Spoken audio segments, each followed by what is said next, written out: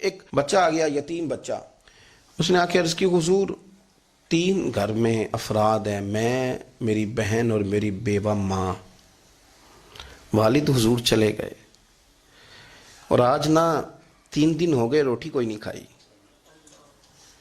میں اس منظر کو بھی جانتا ہوں کہ جب یتیم گھر میں اکٹھے بیٹھے ہوتے ہیں اور پتہ ہوتا ہے ان کو کہ ہماری اماں کے پاس آج پیسے کوئی نہیں اور گھر میں روٹی بھی کوئی نہیں، تو پھر ان کو بھوک ہی نہیں لگتی۔ ہاں نہیں لگتی۔ اماں پوچھتی ہے پتر روٹی کھانی ہے؟ نہیں میں تو سویرے جو کھایا تھا وہ ہضم ہی نہیں ہوا، اماں جی شاہی کوئی نہیں۔ یہ پردے اس طرح کر کے بچائے جاتے ہیں، ایک دوسرے کو تسلیاں دینا، ایک دوسرے سے پیار کا بڑھ جانا، ایک دوسرے کے لیے جذبات اور طرح کے بن جانا، حکمت الہی کے تقاضے ہوتے ہیں۔ یا رسول اللہ صلی اللہ تعالی علیہ وسلم، بیوہ ماں ہے، یتیم بہن ہے، 3 دن سے کھایا کچھ نہیں، قربان جائیں۔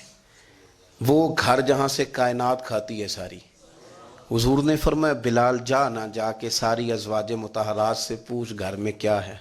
حضرت بلال کہتے ہیں میں سارے گھاری پوچھ آیا، ٹٹول آیا، ٹوٹل 21 کھجوریں نکلی۔ یہ 2 جہاں کے شاہ ہیں اور پاس کچھ رکھتے نہیں، 2 جہاں کی نعمتیں ہیں، ان کے خالی ہاتھ میں حضور کے سارے گھر کو میں ڈھونڈ 21 کھجوریں نکلی تو لا کے میں نے پیش کر دی، تو حضور نے ڈائریکٹ اس کو نہیں دی، نبی پاک نے اپنے ہاتھ پہ رکھ لی اور کہتے ہیں پھر حضور نے نا اپنا منہ مبارک قریب کیا کھجوروں کے۔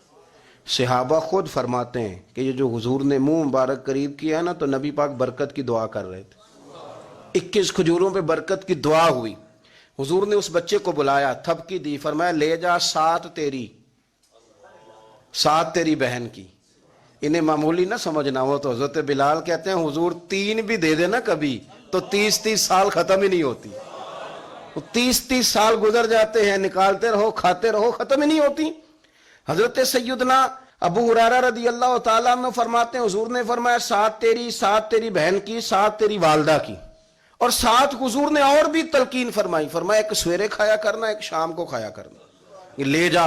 حضرت سیدنا بلال حبشی کہتے ہیں رضی اللہ تعالیٰ عنہ کہ بچہ لے کے جب باہر نکلا تو حضرت سیدنا معاذ ابن جبل دوڑ کے گئے اور جا کے بچے کے سر پہ شفقت سے ہاتھ پھیرا، کہا فکر نہ کرنا، رب کریم تجھے بہترین سرپرست عطا کرے گا، پتر پریشان نہ ہونا، اللہ تیری مدد کرے گا۔ صرف حوصلہ دیا، سر پہ دست شفقت پھیرا، بچہ چلا گیا تو حضور نے فرمایا معاذ ادھر آؤ نا ذرا۔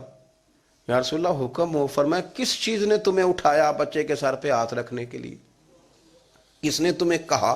کس چیز نے تمہیں اٹھایا جو تم بچے تک پہنچ گئے؟ عرض کی یا رسول اللہ وہ جو میرے دل میں اللہ نے یتیم کے لیے رحمت رکھی ہے نا، اس نے مجھے اٹھایا تھا، اور میں نے جا کے اس کے سر پہ دست شفقت پھیرا تو حضور فرمانے لگے سن پھر، جو کسی یتیم کے سر پہ خالی ہاتھ بھی پھیر دے، جتنے بال اس کے ہاتھ کے نیچے آئیں گے نا، رب اتنی خطائیں معاف کرے گا، اتنی نیکیاں دے گا، اتنے درجے اس کے بلند کر دے گا۔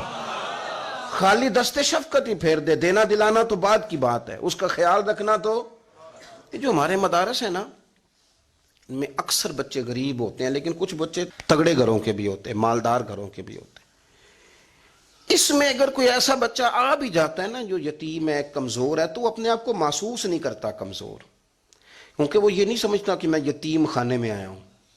اس کے ذہن میں مائنڈ سیٹ یہ ہوتا ہے کہ میں مدرسے میں آیا ہوں اور میں پڑھنے کے لیے آیا ہوں، اور چونکہ وہ کچھ وزادار بچے، مالدار بچوں کے ساتھ وقت گزارتا ہے، اسی دسترخوان پہ بیٹھ کے کھاتا ہے، اسی کلاس میں سب کے ساتھ بیٹھ کے پڑھتا ہے، تو اس کی عزت نفس مجروح ہونے کی بجائے طاقت پکڑتی۔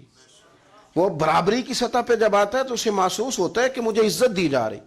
اس لیے مدارس اسلامیہ میری نظر سب سے مضبوط جگہ ہیں جہاں مساکین کی، یتیموں کی، غریبوں کی صحیح معنوں میں کفالت بھی ہوتی ہے، تعلیم بھی ہوتی ہے، عزت بھی ہوتی ہے، تربیت بھی ہوتی ہے۔